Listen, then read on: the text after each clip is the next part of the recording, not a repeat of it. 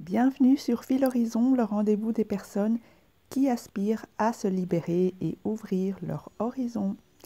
J'espère que vous allez bien. Poursuivons aujourd'hui le développement du sujet de l'éveil au lien des jumeaux avec une partie bien concrète qui est la communication. Comment se passe la communication entre mon jumeau et moi? Je veille ici à vous partager donc un témoignage personnel.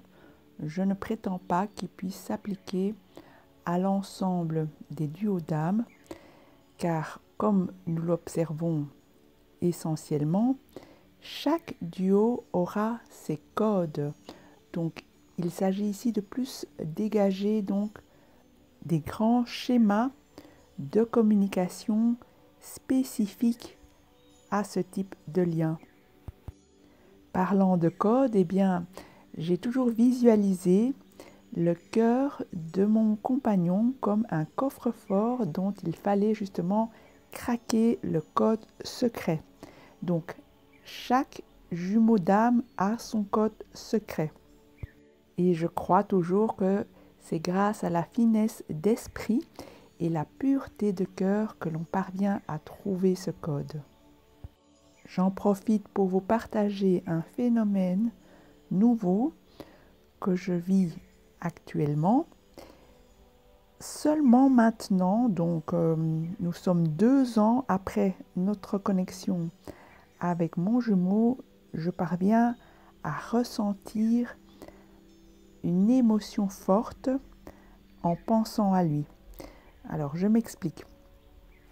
J'ai bien sûr déjà par le passé ressenti des émotions très intenses à son sujet. Par contre, lorsque j'observais le phénomène de flamme jumelle et que j'entendais les témoignages de mes consultants ou que je lisais des témoignages sur Internet, eh bien, j'étais toujours fascinée par toute cette propulsion en avant de l'amour, de l'émotion que les personnes qu'on nommerait chasers pouvaient déployer. De mon côté, cela ne m'était pas encore arrivé. Comme vous le savez, je n'appelle quasi jamais mon compagnon. C'est toujours lui qui m'appelle ou moi qui lui renvoie un appel de sa part que j'aurais manqué. Je n'ai jamais poursuivi mon compagnon pour savoir quoi que ce soit à son sujet, ni même savoir quoi que ce soit à notre sujet.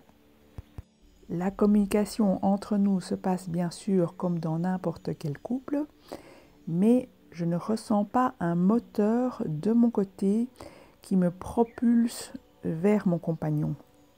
Au mieux, eh bien, j'avance vers lui et il avance vers moi et mon moteur, ce serait plutôt de me casser quand il y a une peur panique. Donc là, ça fait déjà un moment que je n'ai plus pris la fuite, mais de façon véritable. Bien sûr, il y aura toujours des fuites plus subtiles, moins visibles. Et donc, pour la première fois, eh bien, je ressens que le moteur s'est inversé. C'est-à-dire que je vais peut-être sans doute moi plus aller vers lui et pourquoi pas le pourchasser. Et donc je vous partage cela avec un grand sourire car je n'avais pas encore ressenti ce genre d'émotion-là m'habiter jusqu'à maintenant.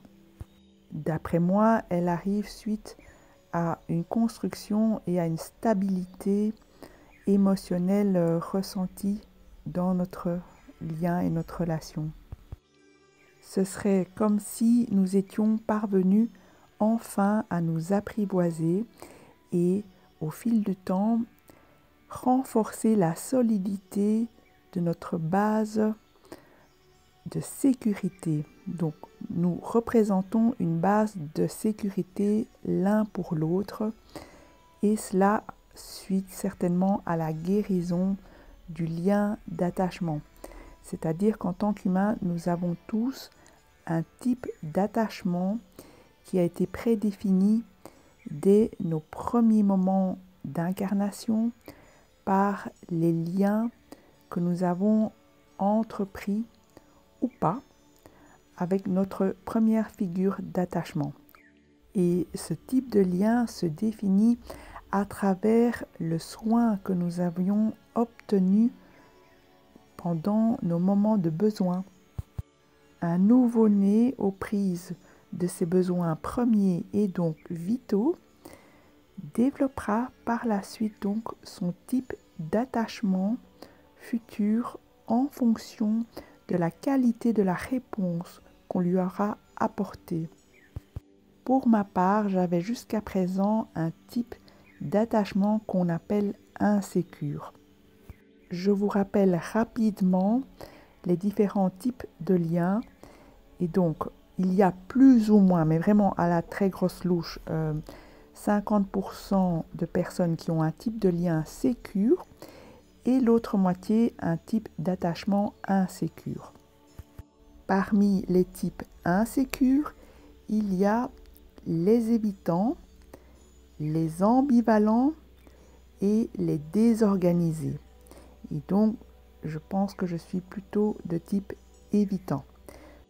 Pour obtenir plus d'informations, je vous conseille les travaux de l'attachmentiste Bowlby, Bowlby,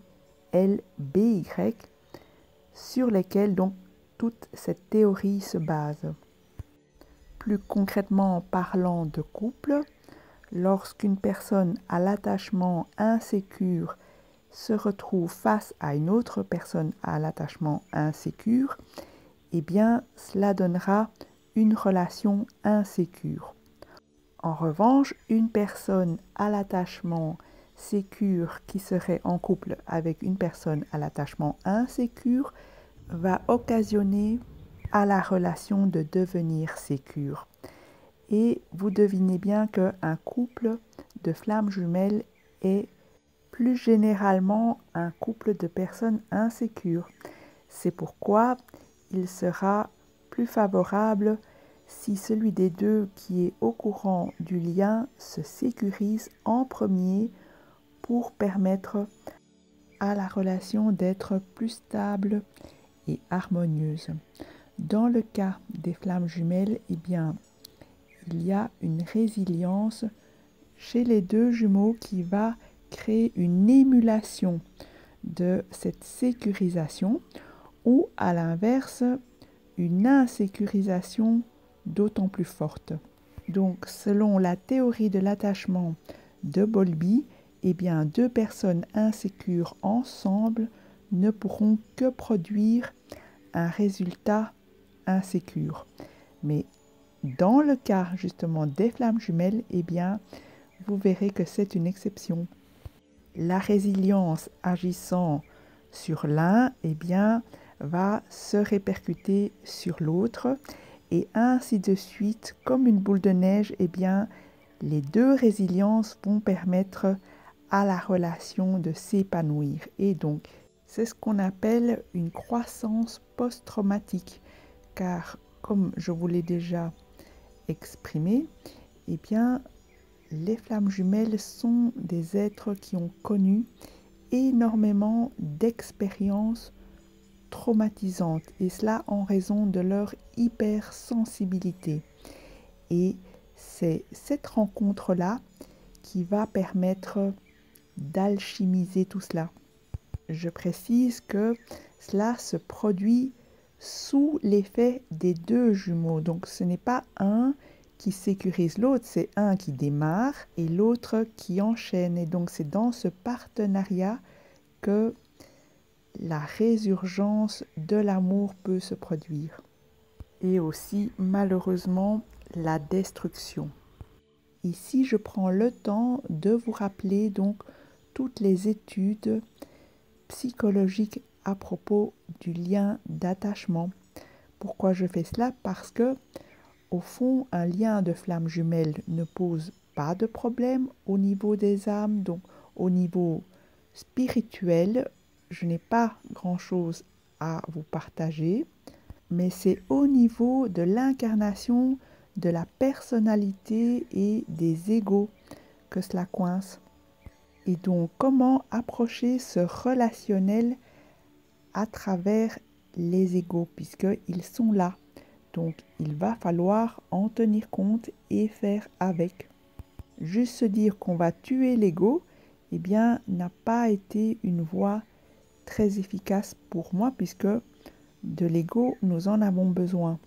Ne serait-ce que pour notre solidité narcissique, donc l'ego positif, si on peut résumer ainsi, mais aussi au niveau de nos défenses. Donc, les défenses, elles ne servent pas à rien. Elles sont là pour nous protéger, pour nous alerter de ce qui est dissonant ou curieux en nous, chez l'autre ou dans la vie, pour qu'on puisse s'ajuster. En revanche, bien souvent, nos mécanismes de défense ont été créés à un âge très jeune. Et donc, ces mécanismes de défense ont le même âge que nous lorsque nous l'avons créé. Et donc, ces mécanismes sont immatures et parfois, arrivés à l'âge adulte, ils nous pourrissent la vie par leur immaturité. Mais de base, ils sont là pour nous aider. Ils font tout pour nous défendre. Il s'agit pour moi d'apprendre à les discerner, à mieux les comprendre, à mieux apprendre donc à les connaître et donc à les apprivoiser. Abordant le sujet de la communication entre flammes jumelles, eh bien, je ne peux pas occulter la communication avec soi. C'est avec elle que nous allons commencer. Je vais vous demander d'essayer de concevoir chaque entité à l'intérieur de nous comme une voix. Donc nous avons plusieurs voix différentes qui interagissent. Donc l'ego, le faux self, les mécanismes de défense, les peurs, les voix de nos parents, les voix de nos éducateurs, les voix de l'école, les voix des médias, toutes ces influences que nous avons reçues dans notre vie, au cours de notre vie, vont générer tous des dialogues intérieurs qui nous occupent principalement l'esprit. Quelle que soit l'entité psychique qu'elle représente, la part qu'elle représente, que ce soit une part lumineuse, une part d'ombre, une part de peur, je vous invite à les écouter et, dans un second temps, à les sécuriser, car chacune de ces parts a quelque chose à nous apprendre. Donc, si vous comprenez que dans le lien de flammes jumelles, le premier qui pourra interagir sur ce lien va quelque part sécuriser l'autre qui le fera ensuite. Eh bien, la plus grande école et le plus grand terrain d'apprentissage commence donc par soi, en soi. Donc, toutes ces parts en vous que vous pourriez sécuriser vont vous apprendre le chemin pour y arriver, donc avec votre autre et les autres. Plus vous arrivez avec vous-même, donc avec vos propres voix intérieures, toutes les différentes voix que vous avez, plus vous aurez facile avec votre jumelle ou votre jumeau. Vous ne serez plus du tout impressionné par son faux self, par la résurgence de la voix de l'âme. Vous vous direz moins, mais c'est quoi ce taré? Je comprends rien. Car il suffit d'écouter à l'intérieur de nous-mêmes pour nous apercevoir que c'est exactement la même chose en nous. Nous avons différentes voix qui interagissent et souvent la voix de la peur qui nous gâche la fête. Apprenez alors à la sécuriser en vous avec beaucoup de bienveillance et vous trouverez la clé pour le faire avec votre autre. De façon plus concrète, de mon côté, eh bien, je parle à chacune de ces voix comme si j'étais un parent bienveillant qui s'adresserait à son enfant qui a moins de ressources, moins de défense et qui saurait moins comment faire pour se sécuriser tout seul, eh bien, ma part adulte le fait pour chacune des parts en moi qui en aurait le besoin et qui le signalerait. Alors, abordons maintenant la communication concrète entre les jumeaux. À ce propos, je vous conseille d'aller revoir 2 de mes podcasts à propos de l'équanimité et de la gestion émotionnelle. Car, comme vous le savez, il y a souvent une distorsion de la communication en raison des émotions qui peuvent être parfois très chahutants.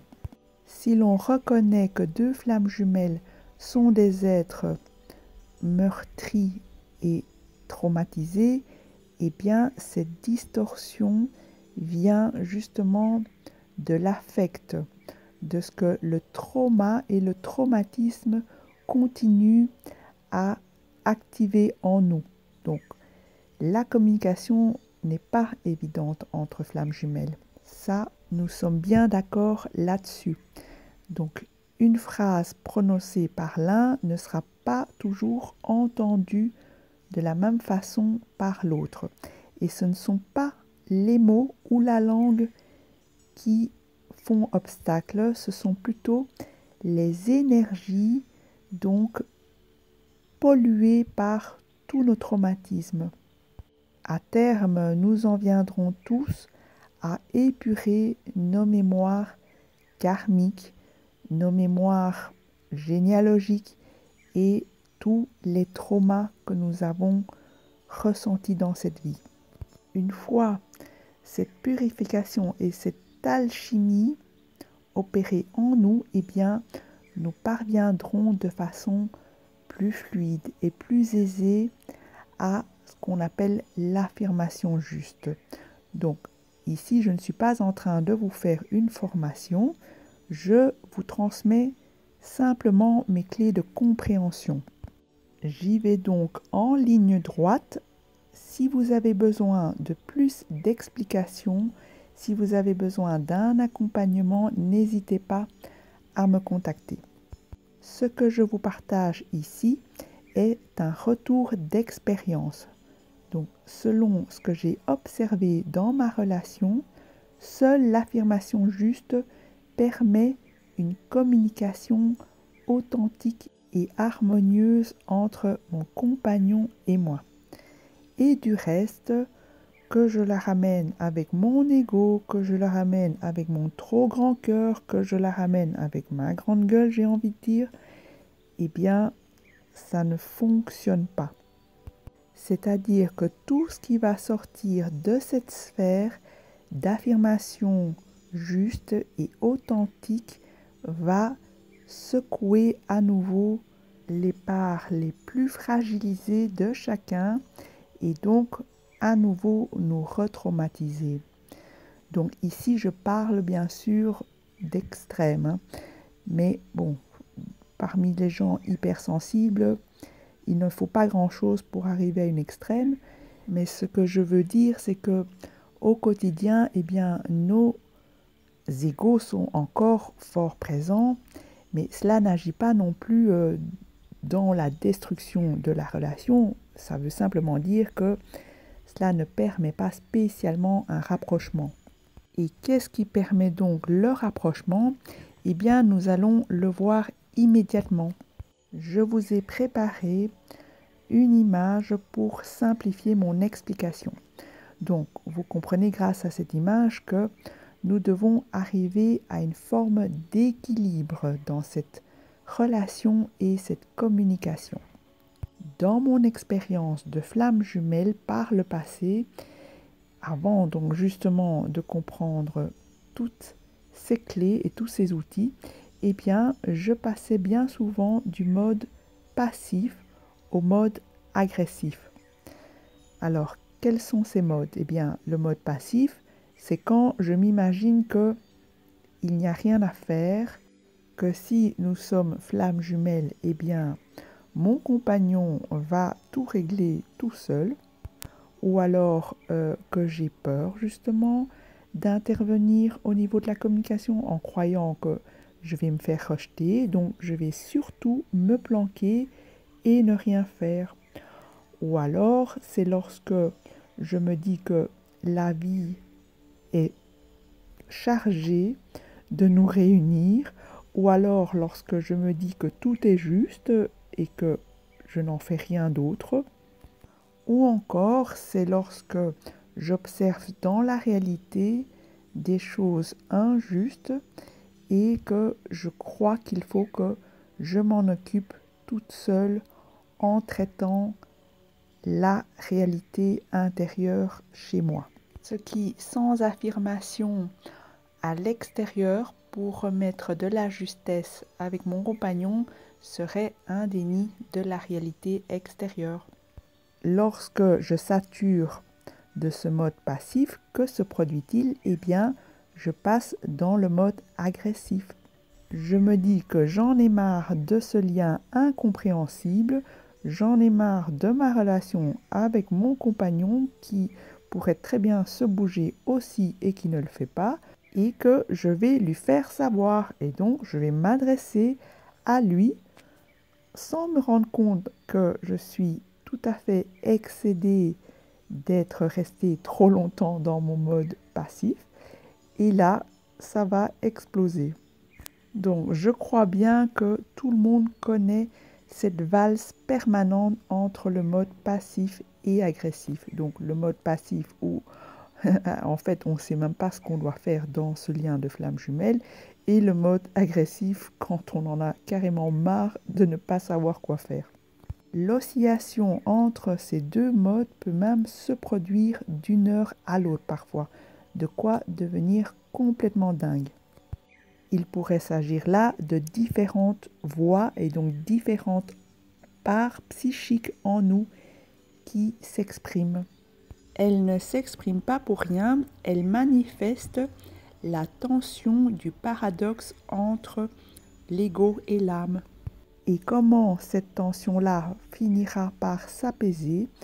Eh bien, à travers mon expérience, je n'ai vu qu'une seule clé, c'est lorsque je parviens donc à calmer chaque voix, comme je vous l'expliquais, comme un parent bienveillant qui s'adresse à chacun de ses enfants et où, en finale, je parviens à m'exprimer en justesse avec moi-même, donc toutes mes parts, et donc par la suite avec mon compagnon.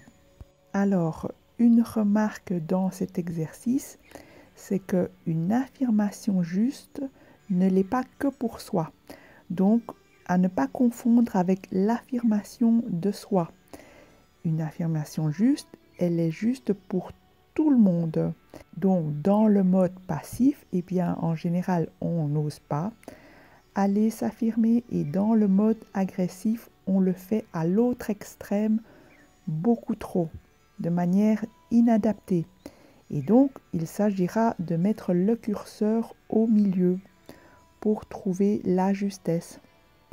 Donc, comme vous le voyez indiqué en partie supérieure de mon tableau, une affirmation juste ne l'est pas que pour soi, mais pour tous. Elle réalise l'ouverture de conscience et de cœur. Donc, cette phrase m'a été inspirée par tous les travaux d'Adeline Gardinier que je vous conseille d'aller voir.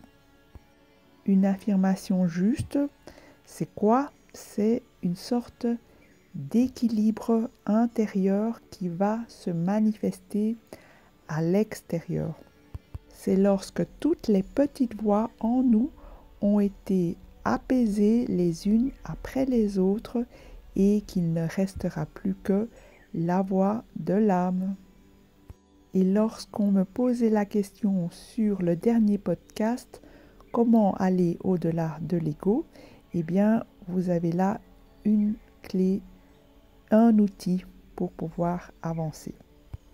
Alors, plus concrètement, je vous prends un exemple personnel pour illustrer cette idée. Donc dernièrement, je vous expliquais que mon compagnon et moi essayons de concrétiser un achat immobilier. Dans les premiers jours, mon compagnon était dans un silence radio. Et donc, pendant ce silence radio, bien sûr, j'étais d'une part dans mon mode passif à me dire reste zen, ne fais rien, ne va surtout pas capoter tout maintenant. Ou alors, à l'excès, je passais dans un mode agressif où j'avais envie de le secouer un bon coup pour que ce silence s'arrête. Finalement, eh bien, la résolution s'est faite par une affirmation juste et équilibrée. Donc, ça a été un partage de ma part qui était tout à fait juste et pour moi et pour lui. Et cela a donc réalisé une ouverture de conscience des deux côtés et de cœur des deux côtés. Une affirmation juste est une affirmation alignée, donc verticalisée vers le champ de conscience pure. Ce qui s'apparente aussi à une réponse inspirée, inspirée par plus grand que soi, par son soi supérieur donc. Je poursuivrai encore prochainement cette élaboration concernant la communication entre les jumeaux. Mais vous commencez désormais déjà à entrevoir que c'est dans cet équilibre fin, tel le symbole du Tao, à trouver perpétuellement entre jumeaux que celui des deux qui n'aura pas encore eu conscience du lien finira par voir donc la magie qu'il y a entre vous, car vous serez sans doute la seule personne à connaître son code secret. Craquer le code secret de quelqu'un est irréversible et c'est ce que je vous souhaite avec un peu de patience, de la bienveillance et de l'amour pour vous avant tout. Personne ne sait être en conscience de ce dont il n'a pas conscience, justement. Nous sommes donc toute notre vie en apprentissage. N'oubliez jamais que un grand pouvoir va toujours avec une grande responsabilité.